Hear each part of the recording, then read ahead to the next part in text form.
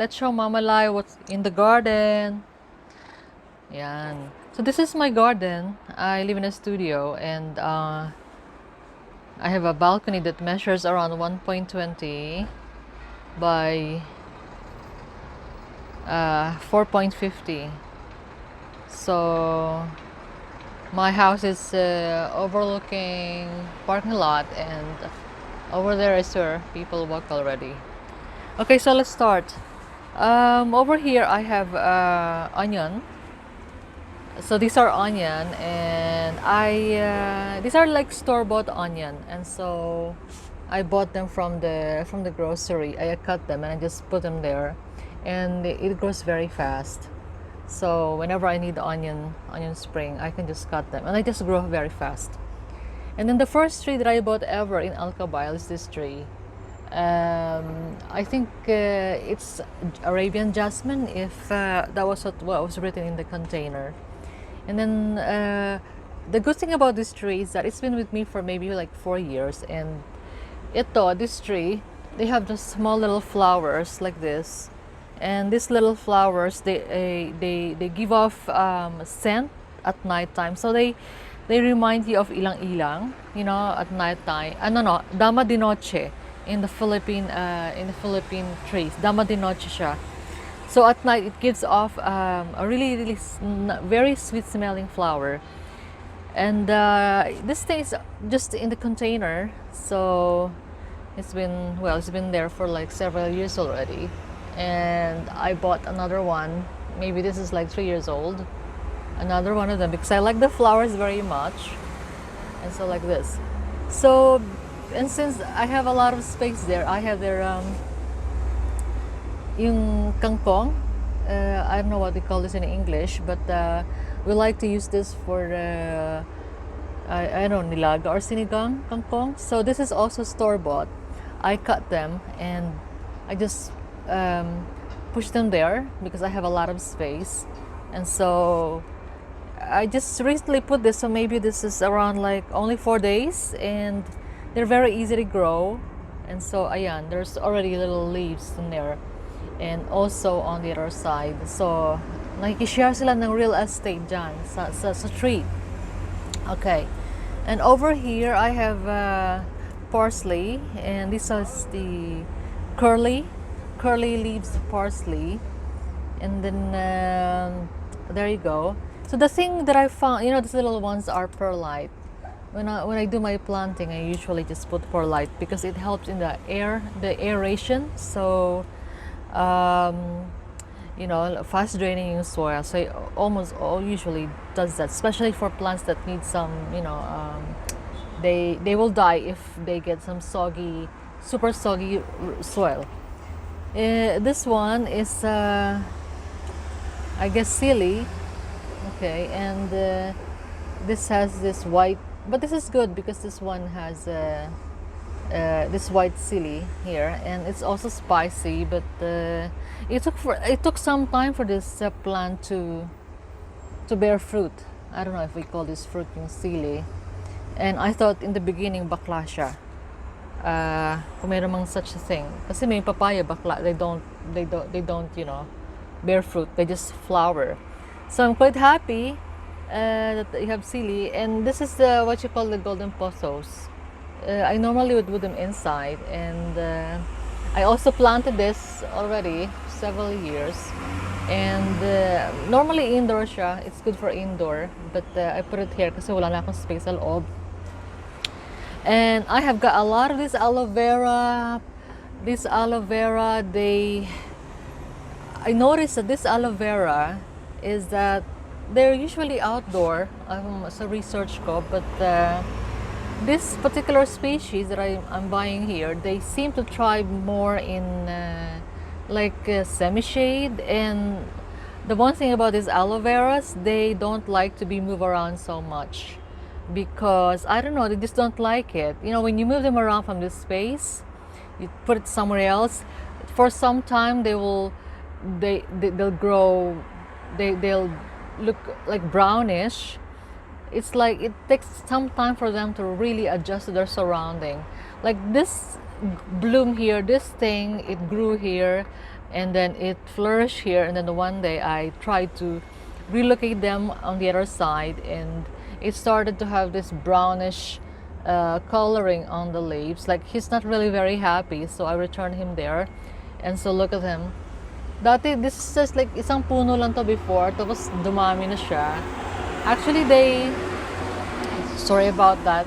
These are like buses because I live along the road.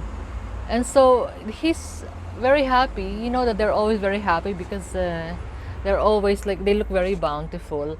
And the thing about them is that if you look at the leaves, itong leaves, they look so like they're so filled up with water.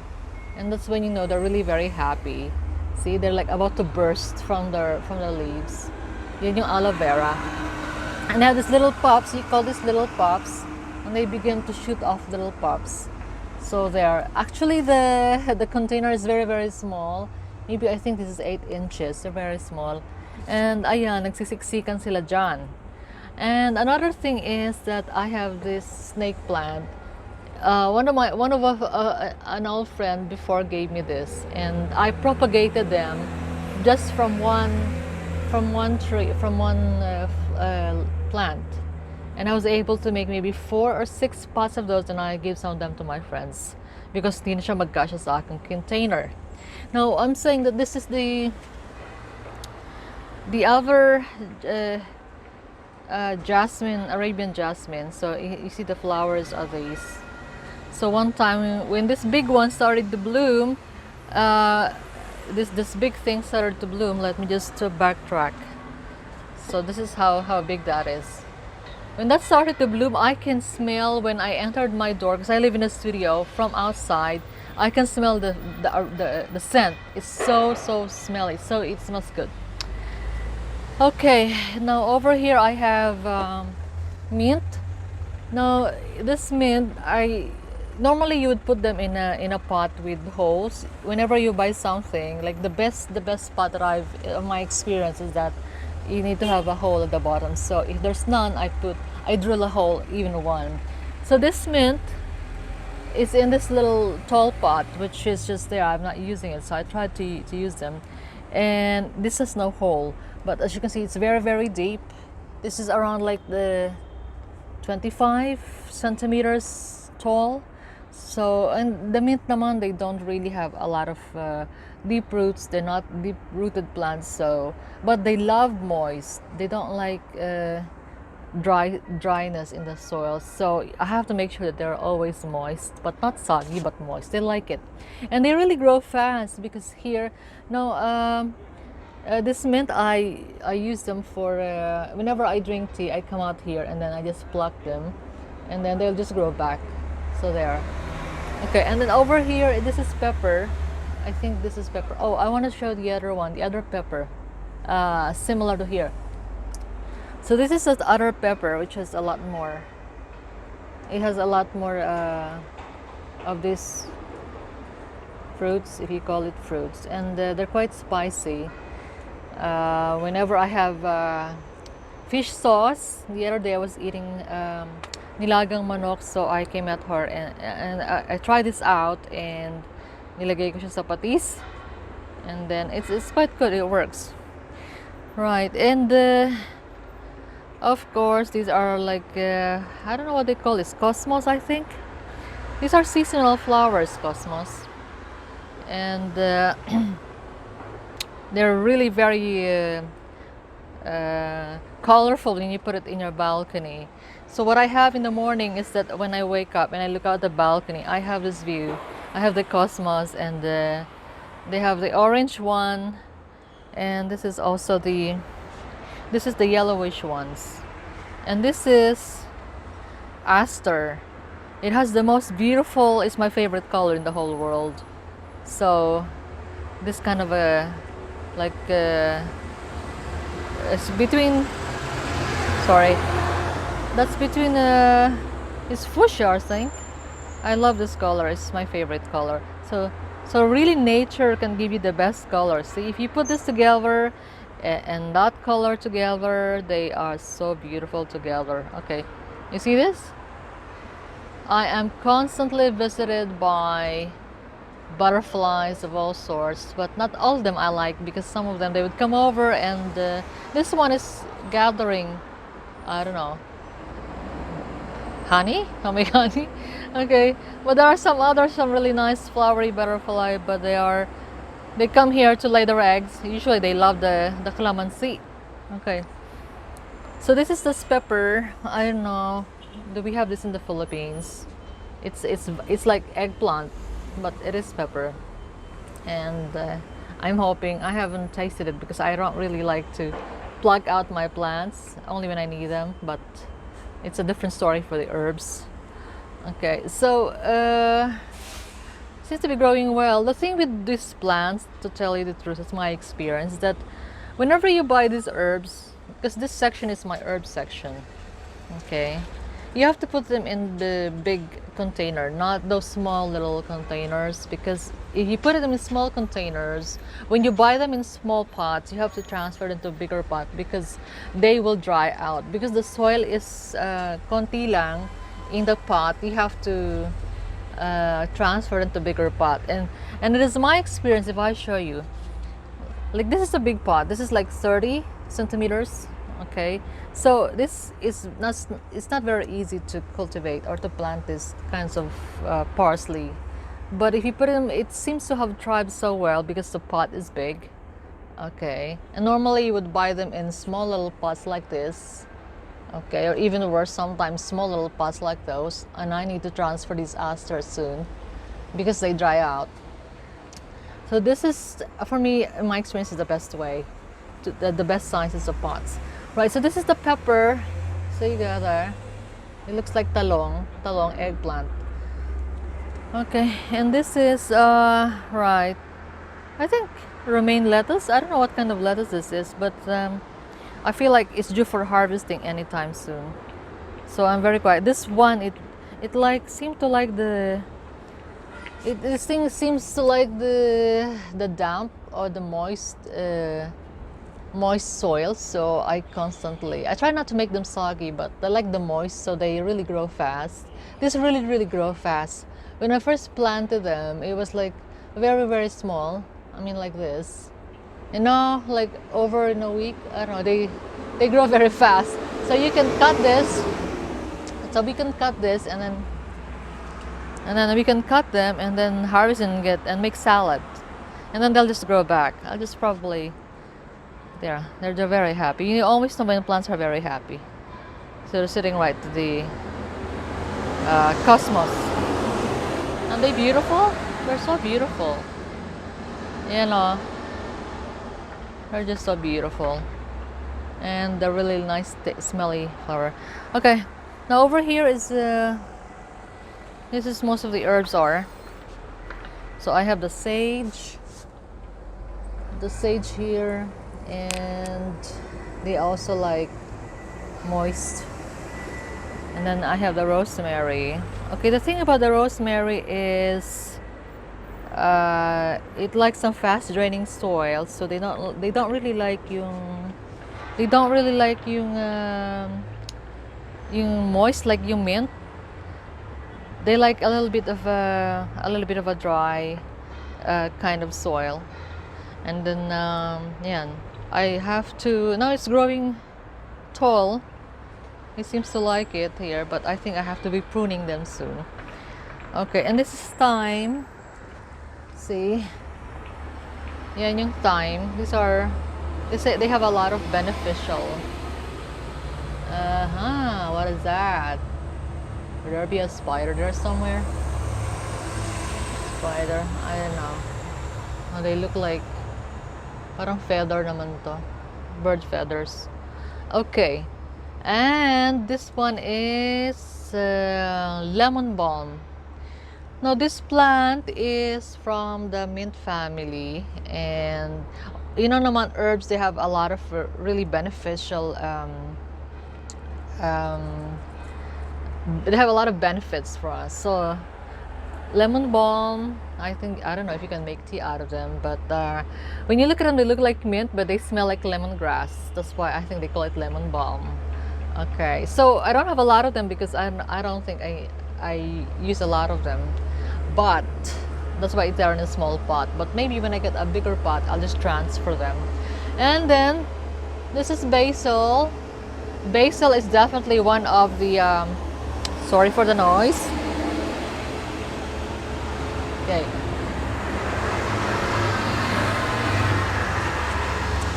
Yeah, and because it's early morning, so there's a lot of school buses passing by and taxis kasi it's a residential area, so they have children. So over here is the basil, and basil is one of the easiest herbs that you can grow. And this one, I bought this. The basil, most of them I buy them from the grocery. You know those basil that you get from the grocery? Yung the one that costs you 5 dirhams? And it's the small plant that you buy 5 dirhams, and they look very young. These are those, so you can just plant them very easily. And basil also don't like the too dry soil, so they're like a little bit damp. And if you notice here, basil, see the top portion. So this is where you cut when I harvest. I cut them in between the two nodes, because did you see this? You know, I cut them in between two leaves, like this, for example. If you see this, you know, yeah, and so you cut them, yeah, in between those, you know. That's how you cut the basil, para they will grow again. The energy will be diverted into those two. Ito naman yung lalaki ulit. And that's the basil. And I have another pot of basil over here. Yes, and I bought this in Alkabail. And even when I'm not using them, but by the way, basil is very good for the egg. Every morning when I try to make some egg, I come out here and I get some basil leaves. So did you see that most of them, you know, I cut them in those areas, and they grow very fast. Okay. Now, the thing with the basil is that you do not allow the basil na mag-flower, because when they flower, it changes the taste of the basil. They will get bitter. So you have to always keep them in a vegetative state. Kasi pag nag-flower yan, magkaka-seeds na siya, and then matatapos na yung lifespan niya. So to always keep them like in a vegetable state, try not to allow them to flower. Just try to cut them. You have to prune your herb every week so that they keep growing. Sabi nga, if you don't use them, you lose them. So that's for the herb. And this is basil is one of my favorite. And here is the parsley. And the parsley seem to really like staying in the big pot. And I've had parsley before, but I think I lost them because I tried to put them in a smaller pot, like small pot like that. What I meant is these are small pots. They usually would come in this little pot. And then here, I think she's very happy. And this is the flat leaf. So if you have to buy a parsley to plant, try the flat leaf, because the flat leaf ones, they are more tastier. So because I've shown you earlier, this is the curly type ng parsley, and they are for garnishing. But if you make pasta or whatever, you use this one because ito mas tasty ito. This is most likely, usually this is what they use for culinary cooking, yung ganyan. Culinary herb yan. So yan ang better for you to buy if you have to choose between the two. And then, this is my tomato. So, ayan.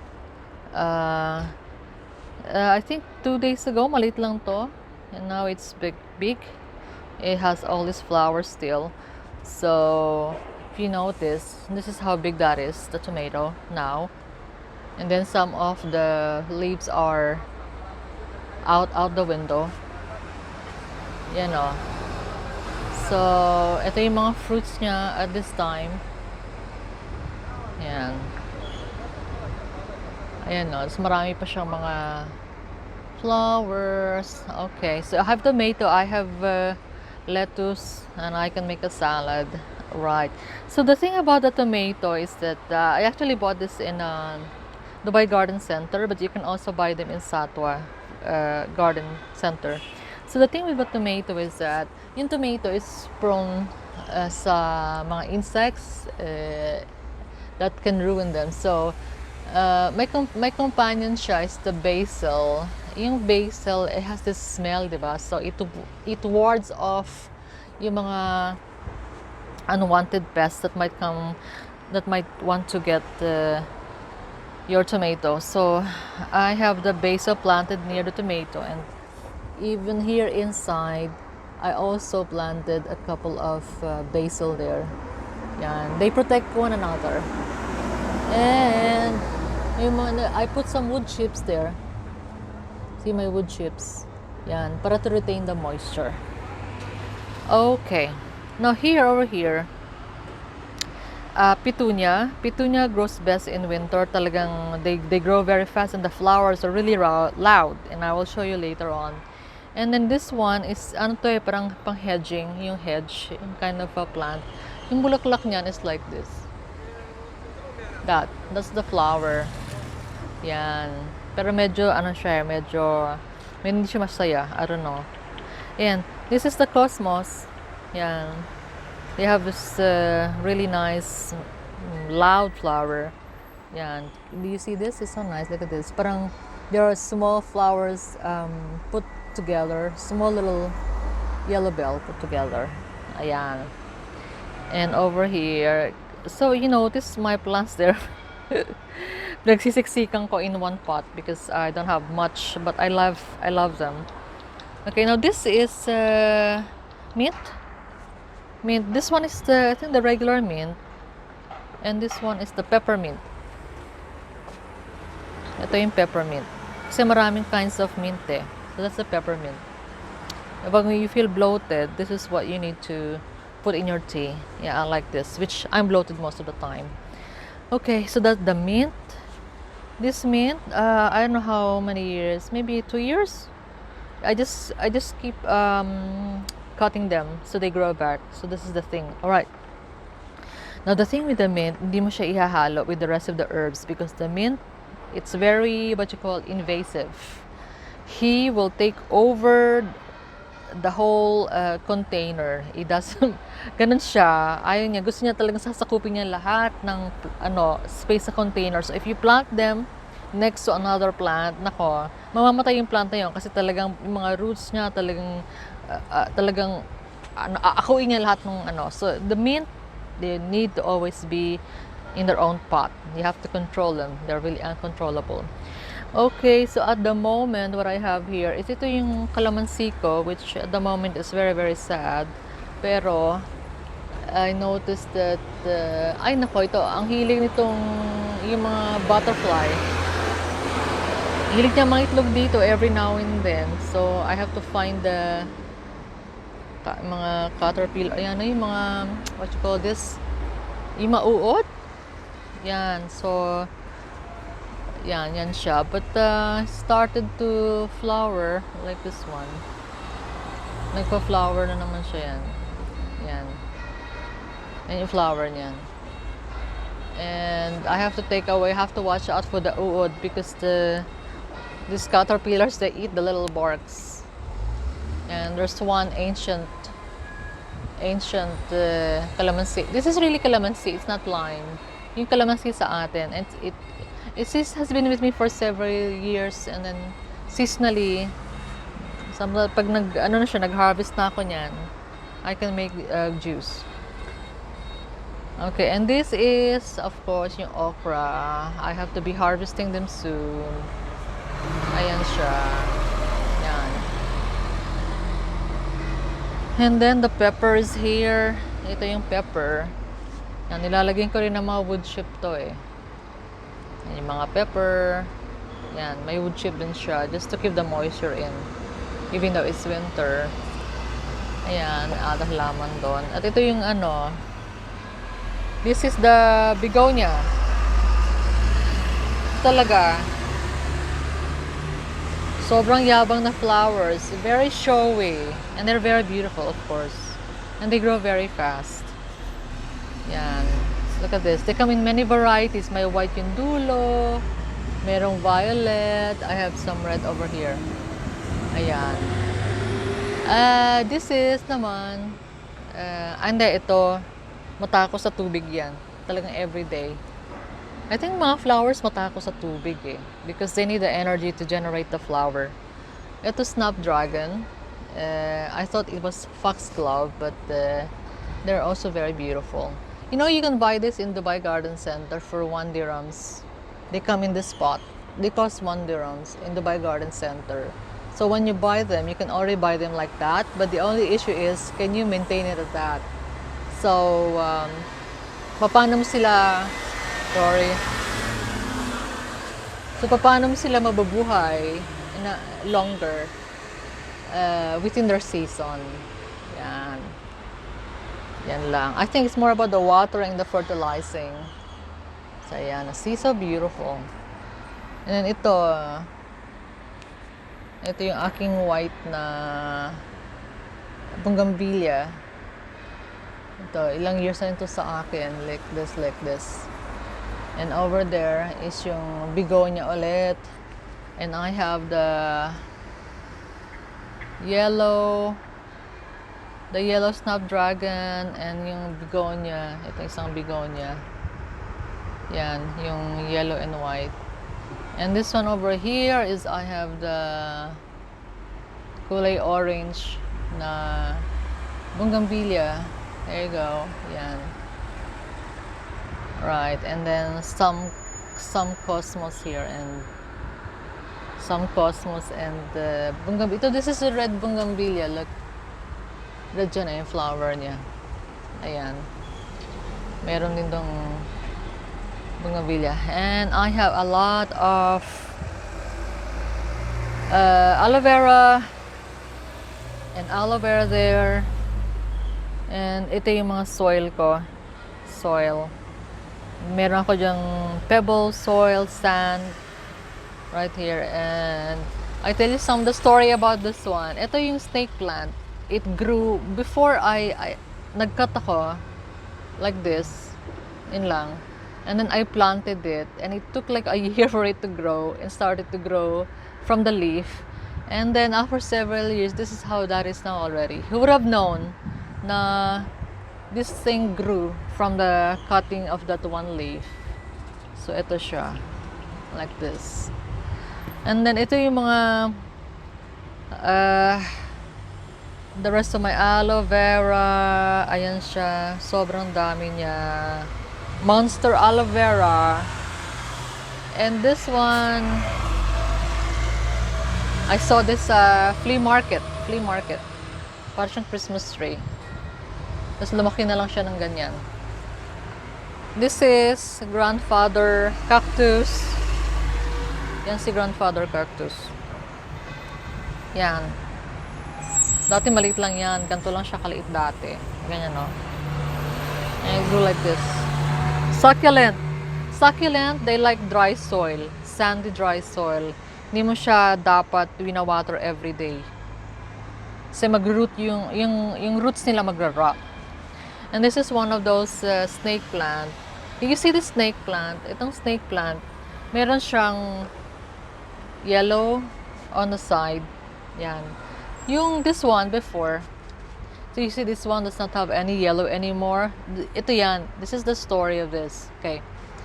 This snake plant, pag kinat mo siya, i-propagate from here. Okay, yan.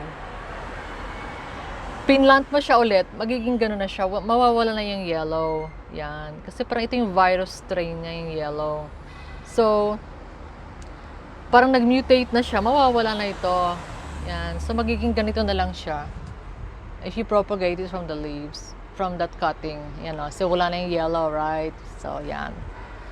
So, ito siya. But if you want to maintain the yellow, you have to propagate them from the root. You have to uproot, you take yung pulp, yung pop niya, and then, yan. And this is the cactus. Ito siya. Mickey Mouse ears cactus ba yan? So, yan. Ganyan siya. Before, ganito lang siya kaliit ng binili ko. Yan.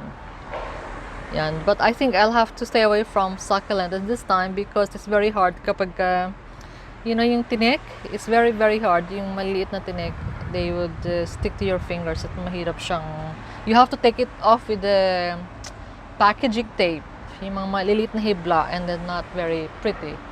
So there, yun yung aking monster aloe vera. So it's a bit harder for me to come in the side. Ayan siya. Yan, and over here, ito yung aking grassy area. Ayan. And over here, I have to put some more white stones there. Yan. Oh, I have a little deer there. Yan yung deer. Ayan.